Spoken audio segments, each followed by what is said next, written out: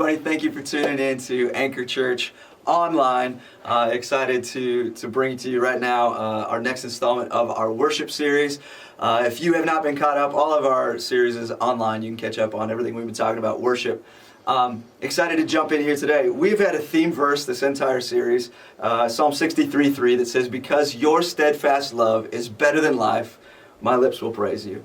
And this is our theme, because our motivation to worship God is based on His love for us. It's not on how I feel. It's not the circumstances that are going on around us. It is His love that is constant. It is consistent that draws worship out of me. I know we're in a wild time. Church has moved online. We're trying to figure out what's going on with this virus. But I want to remind you that we can worship our God because His love is the same today as it was 6 months ago, a couple of weeks ago, before this virus ever started hitting humanity. His love is still true today. And we can find ourselves worshiping God, not based on how I feel, not based on the circumstances of this world, but because His love for you, His love for me is real. And because it is real, I will praise Him. My lips will praise His name.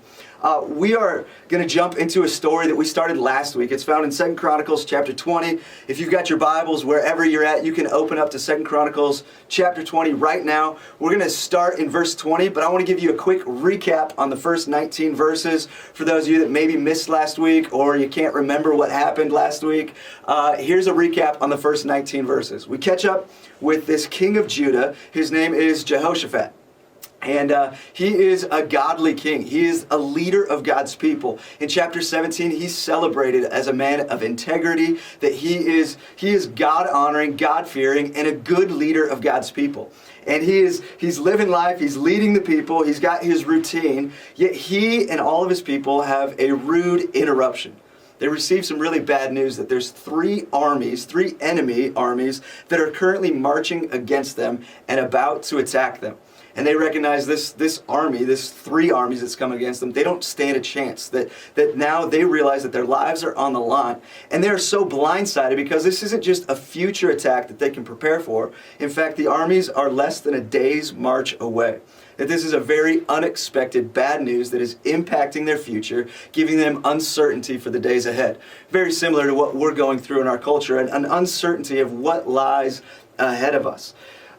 And as they find themselves in this place of uncertainty, what's amazing is you see Jehoshaphat, he runs to the Lord. His fear drives him to the presence of God. And he sets this example of prayer. And he declares who God is. He recites the promises of God. And he and the people, they find themselves having faith growing, not because of a change of circumstances, but because they draw into the presence of God. They start to worship, declaring the character of their God. It's an amazing moment where God reveals to them. He speaks to them and says, "I see you. I know what's going on. I want you to know that I am with you, that I'm a part of this. I want you to know that I've got this." Now we get an extreme lack of detail on the promises of God, how victory is going to come. But he says, I'm going to be with you, that I don't want you to be discouraged. I want you to understand that, yes, there may be some fear, but I want you to know that you have the presence of your God. God who loves you, who's with you, is for you. And so tomorrow, I want you to move forward. I want you to go towards the enemy. Not because there's an absence of fear, but because there's the presence of God. And this is a message that I really believe for us in this season, that we move forward, not because there's an absence of fear, but because we have the presence of God with us. And then you see them beginning to worship with this confidence that they're going to be okay. They bow down in worship, and they stand up, and they're yelling and shouting in worship. And they're essentially throwing a victory parade before the battle even begins. That they are celebrating the promises of God before they see them come into completion in front of their eyes. This is where we're going to jump into. The battle hasn't begun yet, but they're believing for a victory. Let's jump into verse 20 of 2 Chronicles chapter 20. It says this, "Early the next morning, the army of Judah went out into the wilderness of Tekoa. On the way, Jehoshaphat stopped, and he said to the army, 'Listen to me, all you people of Judah and Jerusalem. Believe in the Lord your God, and you will be able to stand firm. Believe in His prophets, and you will succeed.'" We see Jehoshaphat stop the army, and he gives them like a pep talk. They're walking, and he recognizes, he looks at his team, he looks at his troops, he looks at his church, he looks at the community around him, and he recognizes they need to be reminded again that God's got this, that they're going to be okay. Apparently they needed a reminder, like even just one day later, they needed a pep talk that they were going to be okay. And what I see here is, it says that in this moment, as though they heard the news yesterday, they're marching today, and it says that they're in the wilderness. Now, the wilderness is this odd space, especially in the Israelite history, but similar to what we go through in our lives. The wilderness is the distance between the promise and seeing the victory.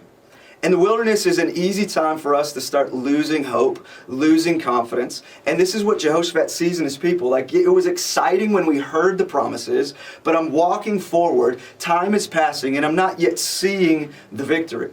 It's the wilderness season where I believe the promise, but I have not yet seen the victory. And so Jehoshaphat says they need a pep talk. They need to be told that even though they're in the in-between of the promise and the victory, to continue to believe, to continue to march forward. And I believe that this is the pep talk that some of us need right here today. Whenever, wherever you're tuning in, this is a pep talk for God's people. That there are times, and maybe right now in your life, you're in a season between the promise and the victory. You're in the wilderness. You're in the in-between. And the encouragement to you is, believe. You got to keep believing that you have a God who loves you, a God who's in control, a God who sees you, a God who knows you, and we can keep moving forward. I love that Jehoshaphat says that you will see success, and it's not because of how well you behave, it's not because of how well you're going to fight, it's because of your belief. He says belief will lead to success. I think a lot of times we put behavior over belief, that behavior matters more. I want to tell you that behavior matters. Behavior is important. Sin is harmful. Sin hurts us. But we can behave a certain way and it doesn't translate to belief. But you cannot believe a certain way that doesn't translate to behavior. That belief is what is primary. That we want to be a people that don't just try to go out into this world and behave a certain way and just work and strive to do what's right and to be good and trust and have faith and be kind.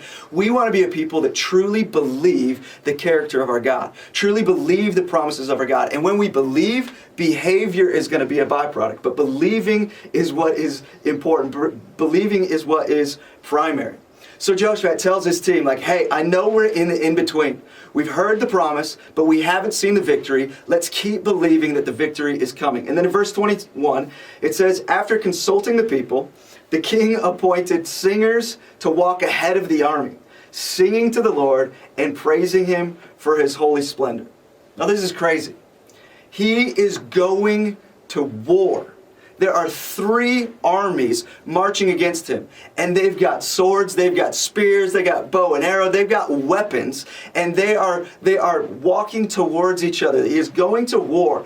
And the only position he appoints, and he appoints them to be at the very front of the army, is worshipers.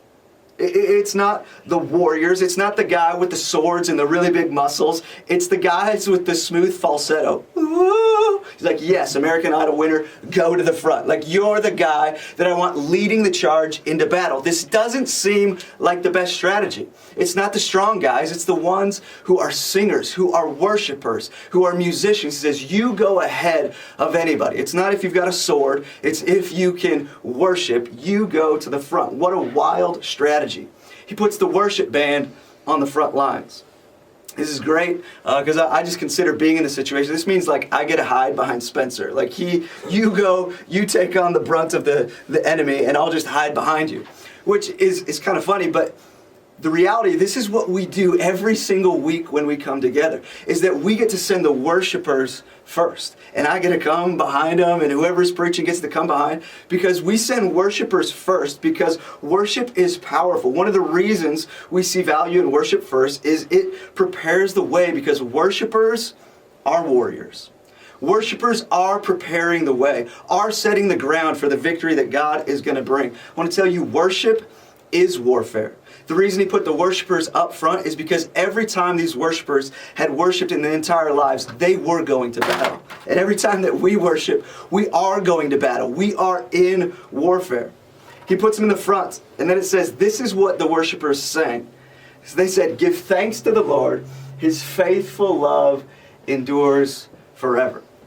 They have a song that they sing, and it's 10 words, which to me is beautiful because simplicity is okay. repetition is okay, that there are times when there is just a declaration about who God is, a declaration about His character that is just captivating your heart and your spirit and your soul, and you just keep declaring it over and over and over, even if it's the same 10 words. But their battle cry is a cry of love. And it's not their love for God, it's a declaring of His love for them. I want to tell you, church, this is what you sing in your battles. We don't sing about our love for Him because our love runs out. Our love is inconsistent. We sing about His love, His character towards us. Now, this army, they haven't seen the victory yet. They're in the in-between of being told their promises and seeing their victory. They haven't seen it yet, but they're already thanking God for His provision, and they're declaring His love for them. I want to tell you, there is power in giving thanks to God before you see the provision. There is power in saying thank you to God for who He is, for the promises that He's given, even when you're in the in-between. If you're in the wilderness right now, there is power in you saying, God, I'm holding on to your promises, and I say thank you for who you are. I declare your love into this situation. Even though I'm in the in-between, I declare my gratitude for you, and I declare your love into this situation. So this is their song. And check this out in verse 22. It says, at the very moment they began to sing and give praises, the Lord caused the armies of Ammon and Moab and Mount Seir to start fighting amongst themselves. I love this. At the very moment, not before, but as they began to declare the character of God, as they began to say thank you, even in the in-between, as they began to declare God's love into their situation, at that moment that they begin to worship, something begins to shift in their battle. Worship is warfare. Worship moves the heavenlies. When we worship, spiritual forces respond. Now, I believe God could have answered anytime, any place that He wanted, but this sets a precedence that is true, that worship is warfare, that something happens when we engage with the presence of God. We choose gratitude and we choose to declare His love in the wilderness, in the in-between. Something begins to shift. I want to tell you that victory happens not when our presence arrives, but victory happens when we engage with the presence of God. It is His power. It is His might. It is His glory. It is His victory that we get to walk in. It is His presence that we find victory. It's when they sang. What I love about this is God's people still did something. Now clearly, they don't even see what's going on right now. God provides the victory. It is God who does the hard work. But God's people did something. They engaged. And what they did was 10 words. They sang and declared God's love.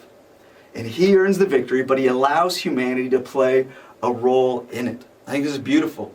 That our portion, it matters. Our worship, our affection, it matters. God does the hard work. God does the heavy lifting. God provides the victory, but we get to engage by simply declaring the character and the love of our God.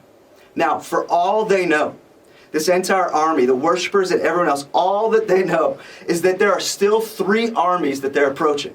It says in a minute that they're going to get to this lookout, meaning that they are likely climbing a hill, climbing a mountain, and they're going to get to a point where they're going to see the other side, and they'll be able to observe the 3 armies that are coming towards them. So it's like they're climbing up a hill, and the other armies are marching up the hill, and at some point they're going to be able to see each other. And for all they know, because they can't see the armies right now, there's 3 armies that are ready to attack them. They couldn't see what was going on, what God was doing on the other side. I think so often this is our view. This is the perspective that we get, is we don't actually know what God is doing on the other side. We don't know what our worship is doing, what's happening in the spiritual realm. We don't get to see what the warfare that is happening. But as we worship, as we declare the character of God, we don't know what's happening with the trial, with the challenge, with the enemy that's on the other side. But as they climbed, as they marched, as they sang, uncertain if this was accomplishing anything, something amazing is going on that they're not even aware of. Look at it, verse 23. It says, the armies of Moab and Ammon, they turned against their allies from Mount Seir, and they killed every one of them. And then after they destroyed the army of Seir, they began attacking each other. So when the army of Judah arrived at the lookout point in the wilderness, all they saw were dead bodies lying on the ground as far as they could see. Not a single one of the enemy had escaped. Now this is just crazy. 3 armies, 2 of them gang up on one, kill everybody there, then they get mad at each other and they start fighting. It says that all of them are killed. I'm just curious how the last one died. I don't know, did the last 2 stab each other at the same time? Did one guy be the last guy? He's like, I did it, I'm last man standing, and then trip and fall on a sword. I don't know how this worked, but they all die. Now can you imagine this moment of this army? There has been this fear that they're marching against an army that is so much greater than them. They hear the promises of God. They're in the in-between. They're reminded that God's got this, and so they begin worshiping again. They worship from the in-between, still not certain what's ahead of them. And when they get to this lookout, they see these 3 armies, and when they expected an overwhelming conflict, what they find is that God has already given them an undeserved victory. And this is amazing, what God did when they chose to worship from the in-between. They couldn't see it happening. They didn't know when and where they would see the provision of God. They lacked a lot of detail, but they worshiped and they chose to declare the character of their God from the in-between. And they finally get to a moment where all the tension is rising. Can you imagine the adrenaline as they get to the top of this hill and they're ready to actually look their enemy face to face, and God has already taken care of it. This is amazing. This is beautiful. This is the gospel. This is the story of our salvation. That when we get this mentality that I'm going to have to go fix myself, I'm going to have to save myself, I'm going to have to be good enough, I got to overcome sin, I got to be a good guy. I love that when we come face to face with the reality that we could never do this on our own. I can't win this battle, but I choose to put my eyes on Jesus, say I'm in this in-between of who I want to be and who I am, but I'm looking to you for help, and I'm going to declare your love over me. There's this amazing moment where we discover the gospel is that he has already accomplished for us what we could never do on our own. Not because of our efforts, but because we declared the love of God over our lives. This is the gift of God to you. When you thought you had to beat sin, be good enough, Jesus has already done it for you. Then check out verse 25. It says, King Jehoshaphat, as they look out over this amazing victory that God has brought them, it says that he and all his men went out to gather the plunder. They found vast amounts of equipment, clothing, and other valuables, more than they could carry. There was so much plunder that it took them 3 days to collect it all. Now, this is amazing.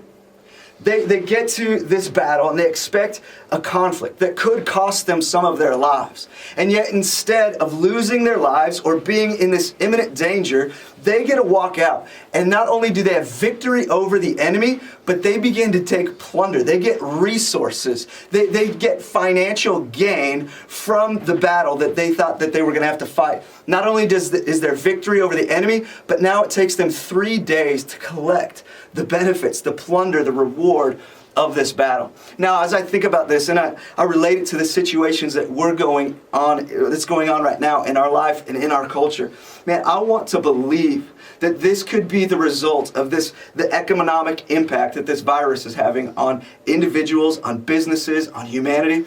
I want to believe that God is able to not just give us victory over this virus, but at the end of the day, when we look back, we see that there is plunder, there is reward, there is economic surplus that we didn't have before this started. I want to believe for your life that God isn't just going to protect and get us through this, but God is going to restore, and not just restore, give more than we had before. I want to believe this for our church. I want to believe this for our city. I want to believe this for our nation. I want to believe this for humanity, that God's not just going to get us through this, but there is going to be such greater reward on the other side. But more than that, more than just our temporary economic relief, I love that this points to the victory that we have as believers in Jesus.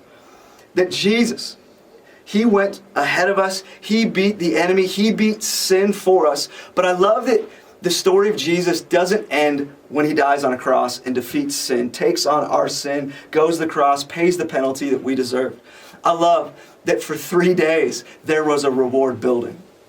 And after 3 days, there is a reward on this third day that is more than just beating the enemy. It is bringing us life. That the plunder that Jesus brings us is not just that sin is defeated, but death is defeated. That because of the resurrection of Jesus, we not only have overcome sin, but we can have life abundant and we can have life eternal. A victory that took 3 days to collect. Yes, I celebrate that the enemy of sin is defeated, but I am so glad that there is reward beyond that, that there is life abundant and life eternal. I want to tell you, if you're tuned in right now, and you are not a believer in Jesus, I want to tell you the gift of God is not just that you can find forgiveness, which is amazing, and it's the only place you can find forgiveness and healing is in Jesus. But I want to tell you that His death beats sin, but His resurrection provides you life abundant in this life and gives you life eternal in heaven. This is the victory of 3 days of plunder that is available to you.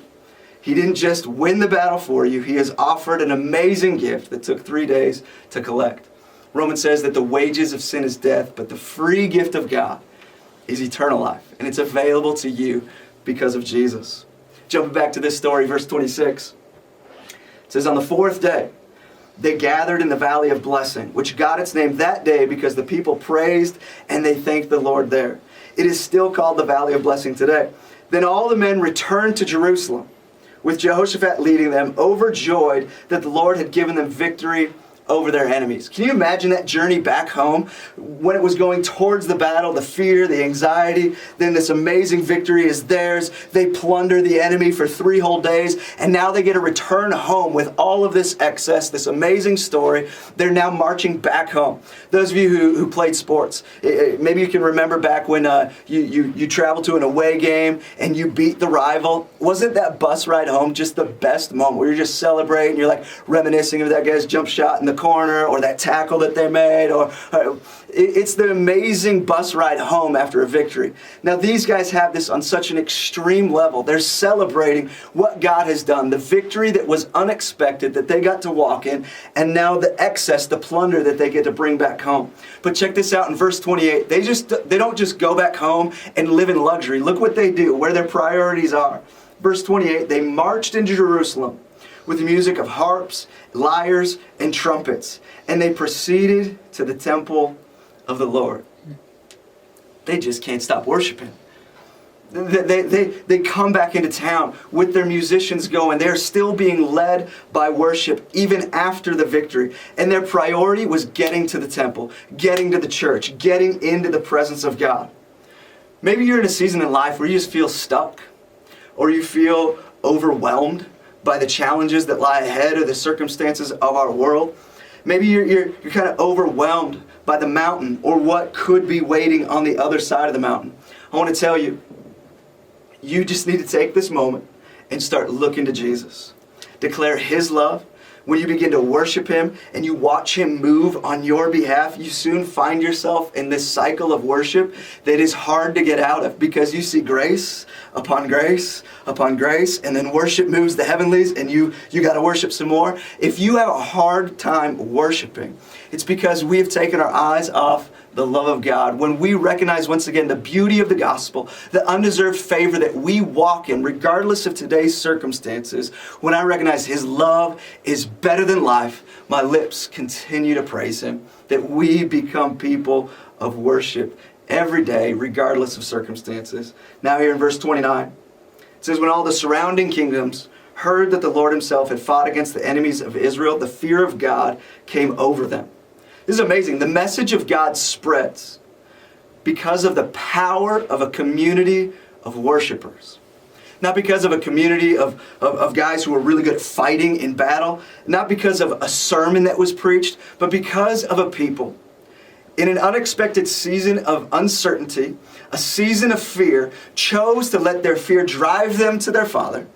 And they begin to worship, declare His character, His love. They don't give up in the in-between, between the promise and the victory. They keep marching forward. And now they see not only is there an impact in their lives, in their family, in their community, but because they were worshipers, this influence affects the nations around them. I wonder how much influence is lost, even in our own lives, when we respond to conflict with fighting rather than worshiping. I wonder what influence is lost Maybe in your marriage, when we rely on resolution coming from just trying harder, being better, serving more, reading that book, going to that counseling, which I'm all for, doing whatever you can to be better in your marriage. But what if, instead of fighting for this and working harder, what if we worshiped with our spouse? How much influence do we miss out on in our families with our kids when it's just all about guidelines and rules and instructions and disciplines, and we fail to worship? Maybe in your business, in your finances, your physical health. I wonder how much influence is lost because we choose to go out there and just try harder rather than say, God, I'm in the in-between, but I'm holding on to your promises. And I'm going to worship, and I'm going to declare your love, and I'm going to say thank you even in this moment. And last verse, verse 30, it says, so Jehoshaphat's kingdom was at peace, for his God had given him rest on every side. Rest. Everywhere. Everywhere he looks, God had given him rest. This story that we start back in verse 1 and 2 with terror. Verse 3 tells us that Jehoshaphat is terrified. But it ends in peace. It ends in rest from every side, from every angle. And what they did, and what I challenge us to do as a church, whether you're a part of Anchor or somewhere else and you're listening right now, is we move forward with obedience. We move forward with faith. It doesn't mean the absence of fear, but we move forward with the presence of our Father, the presence of our God. And what they did and what we choose to do is we're going to keep walking. We're going to keep climbing the hill, not knowing what's on the other side. We're going to keep worshiping, not knowing what our worship is accomplishing. We don't know what God is doing on the other side, but we keep climbing. We keep thanking. We keep focusing on His love. We keep declaring His promises. We do not lose hope in the in-between. We believe that our God is good and He makes beauty from ashes. I know this is a really uncertain time for humanity, and I don't know what level of fear and anxiety that you're walking in, but I know that we have a God who is with us. And I challenge you right now, wherever you're at, I want to speak belief into the unknown. I want to speak belief in the in-between.